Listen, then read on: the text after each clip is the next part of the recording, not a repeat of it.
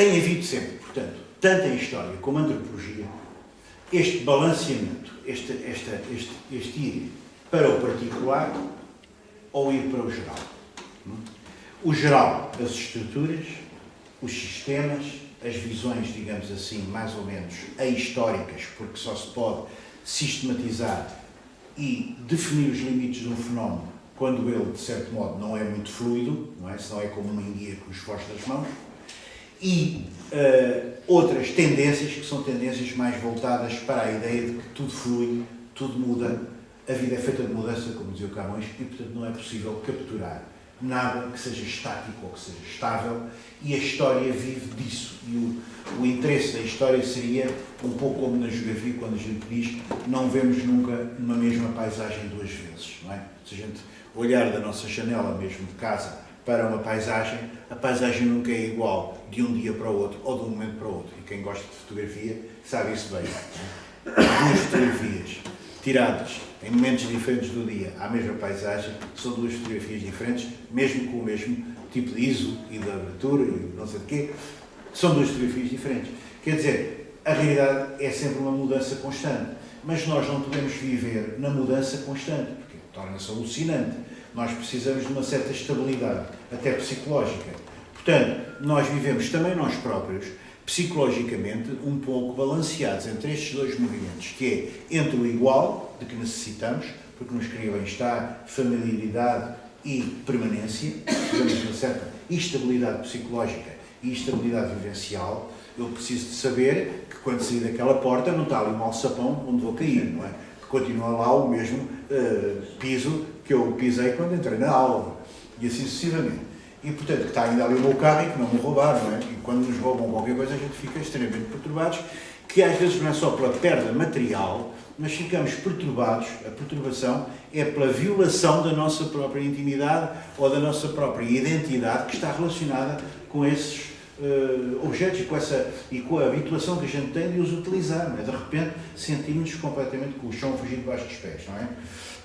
Portanto, por um lado necessitamos dessa permanência, necessitamos dessa continuidade, necessitamos de um sistema, de nos sentirmos integrados num determinado sistema, mas por outro lado também necessitamos sentir que esse sistema não é estático, porque seria opressivo e porque seria extremamente, como é que é dizer, asfixiante. E precisamente estas disciplinas que estudam o ser humano, não é? E particularmente a antropologia e a história, balanceiam-se entre estes dois campos. Houve em França, nos inícios do século XX, assim como houve em Inglaterra, aquele movimento em antropologia do chamado funcionalismo, que era precisamente a propósito disso que eu falava daquele senhor hoje de manhã e daquelas várias necessidades básicas e das suas respectivas funções que elas exigem, não é? Porque, evidentemente, se eu tenho necessidade de comer, tenho necessidade de uma função, que é alimentar-me. E assim sucessivamente, se eu tenho necessidade estética, tenho necessidade de ir ver ou ouvir um concerto. E assim sucessivamente. Quer dizer, o funcionalismo era isso, exatamente. Quer dizer, o que é que importava ao antropólogo? Ir para uma determinada comunidade, uma aldeia, uma vila, um país, uma tribo, que se chamava tribo, coisa que a gente ninguém sabe o que é, uma etnia, e tentar definir o que é que estas pessoas consideram que são essenciais, necessidades essenciais da sua vida e como é que as satisfazem. Necessidades quer ao nível fisiológico, não é? Quer ao nível, portanto, das suas relações de parentesco. Por exemplo, aprendeu-se coisas incríveis que as pessoas, em certas sociedades, não é? Chamam pai, não é? Não apenas o seu pai biológico, mas também, e principalmente, é muito mais importante, o irmão também, o tio. E isso, há uma descendência, não é? Através do tio. E, portanto, uma concepção de parentesco completamente diferente da nossa. Quer dizer, os nossos regimes familiares, a antropologia põe-nos em causa. Eles são uns entre milhares. A nossa cultura é uma entre milhares, milhões de culturas. E, portanto, caímos em algum relativismo. Assim, quem diz o parentesco diz muita outra coisa. Por exemplo, as nossas concepções do belo, ou do feio, ou do agradável, ou do desagradável, ou do comestível ou não comestível, não é? Para um vegetariano, por exemplo, caso comum, hoje em dia já há imensa gente entre nós que é vegetariana, mas aqui há uns anos atrás, nós em arqueologia tínhamos esse problema logístico, como não é nada hábito da população portuguesa ser vegetariana, e vamos para aldeias trabalhar, não é? E temos lá a logística montada, apareciam os ingleses ou franceses ou pessoas de outros países da Europa, onde isso já está implementado há mais tempo, a dizer, eu sou vegetariana. Havia uma vez uma rapariga que só comia cenouras. Nós não tínhamos mais nada para lhe dar, eu chamava-lhe o coelho. Como ela era inglesa, chamava-lhe The Rabbit. Ela só queria comida vegetariana. As cozinheiras lá da cantina daquela associação com a qual a gente trabalhava não tinham lá comida vegetariana para lhes fazer, não tinham esse requinte, tínhamos que lhe dar cenouras, não é? Se foi embora, já lá faz de comer cenouras. Portanto, isto para dizer que há realmente em todas as comunidades esta ideia, mas o funcionalismo era demasiado estrito. E por isso ele antecede o estruturalismo, o estudo das estruturas, que é mais complexo, não é? No fundo, corresponde tanto o funcionalismo como mais tarde o estruturalismo a uma vontade de ir àquilo que permanece mais tempo, ao tal estrutural, versus o contingente. Enquanto que, por exemplo, também a história também se dá a partir dos princípios do século XX, com a criação de uma revista em França que se chamava Anais. Anais quer dizer no sentido dos antigos anais pelas quais a história começou, quer dizer, as histórias de reis e de dinastias, etc. Só que em francês, não é? O Anal foi fundada por Lucien Febvre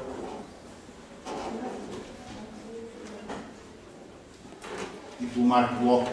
Marc Bloch, este que acabou por ser, não sobreviveu à Segunda Guerra Mundial, foi morto pelos nazis.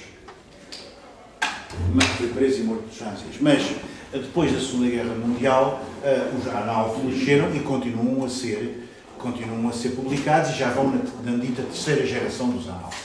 E os Anal estão muito ligados à história da longa duração, precisamente, à história das estruturas. Dizem eles, sim senhor, é importante estudar os reinados, as dinastias, os tratados diplomáticos, as guerras, essas coisas de superfície, a escuma, aquilo que se chama a conjuntura.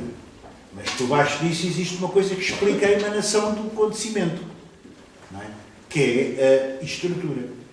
E, para além da estrutura, ainda é preciso estudar outra coisa mais importante que muda muito lentamente, que é o território, que é a paisagem. De maneira que, por exemplo, há um caso absolutamente fantástico, ou isto talvez seja de acabar hoje, para não irmos contra as regras da casa e não descansar, que é o caso do Fernando Braudel, depois posso voltar a esses assuntos, não é evidente, um historiador absolutamente fantástico, que foi professor do nosso Vitorino Magalhães Godinho, Fernando Braudel, que escreveu um livro absolutamente notável, chamado Mediterrâneo e Mundo Mediterrâneo no tempo de Filipe II. E é um livro extraordinário, porquê? Porque ele classifica a história, ou organiza a história, em 3 temporalidades. Em vez de haver um tempo único da história, como se costumava pensar, existem 3 tempos para ele, o tempo que quase não muda, que muda muito lentamente, que é o tempo da paisagem, que é o próprio Mediterrâneo. De maneira que o Mediterrâneo, como paisagem, como ambiente, não é o mundo Mediterrâneo, não é? Das 2 margens, margem norte e margem sul, Europa e norte da África, e Próximo Oriente, o mundo mediterrâneo entra pela primeira vez como ator histórico, isto é, como um elemento estruturante da própria realidade histórica. E depois, sobre isso, é que aparecem então as estruturas económicas, as estruturas da evolução dos preços, as estruturas da evolução da sociedade, dos casamentos, dos nascimentos, da mortalidade, da demografia, e depois sobre isso é que aparece o extrato da espuma dos dias, que é o extrato da conjuntura, que é os acontecimentos. O próprio Filipe II não é mais do que uma espuma, não é? Que é uma personalidade que encarna ou que simboliza uma época, mas nunca podia ter sido percebido nem entendido se não fosse toda a base infraestrutural em que assenta. Aliás, já na teoria marxista, a diferença entre a infraestrutura económica e a superestrutura cultural é também uma certa diferença deste tipo de dicotomias, não é? Que eu tenho estado aqui a tentar caracterizar. Quer dizer, entre o estável, ou entre aquilo que determina em última instância, que é o aspecto da natureza económica, que define as classes sociais, e aquilo que é o resultado dessa determinação, que é a parte cultural das pessoas, que é a parte das crenças, etc, etc. Portanto, é entre estes 2 aspectos, o fixo e o que não muda, e aquilo que muda constantemente e flui constantemente, e o próprio ator histórico, que tanto a antropologia como a história têm vindo a criar diferentes escolas de pensamento e diferentes maneiras de encarar o fenómeno humano. E isso é muito interessante, porque continua esse debate, essa discussão. O que é determinante, não é? E hoje, por exemplo, damos também muita importância aos indivíduos. Sabemos que os indivíduos muitas vezes mudam a história. Quer dizer, por exemplo, dou um exemplo, um clássico, Napoleão Bonaparte. Napoleão Bonaparte, de certo modo, não podia ter existido sem a Revolução Francesa. De certo modo, é um indivíduo que altera muitas regras da Revolução Francesa, não é? Que depôs a monarquia, não é? De uma maneira radical, cortou a cabeça ao rei e à família real, quer dizer, que tentaram fugir, mas não conseguiram. E, portanto, cortou mesmo, cesse as raízes com o passado, é um exemplo absolutamente fantástico. E depois aparece um Napoleão Bonaparte, que reconstitui o Império, reconstitui uma espécie de monarquia, mas ao mesmo tempo, desenvolve os ideais da Revolução Francesa. Não é? Cria, por exemplo, o Código Civil, que ainda hoje é o Código Civil de todos os países europeus. Quer dizer, é um homem que está entre o passado e o futuro, quer dizer, como muitos das que são mais importantes da história. Portanto, lá está um fenómeno do Napoleão que só se pode entender à luz da conjuntura, porque foi a conjuntura que permitiu subir de uma pequena nobreza corsa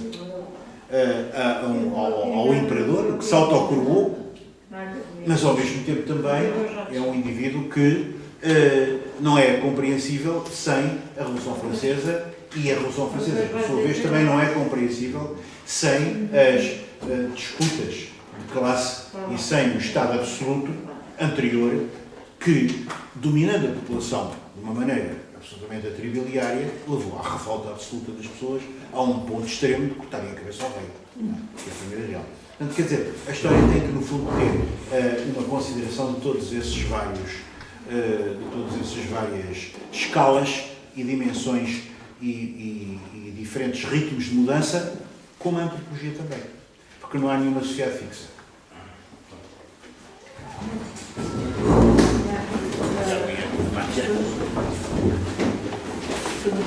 É o chamado não de uma maneira, não é? Fiz mal?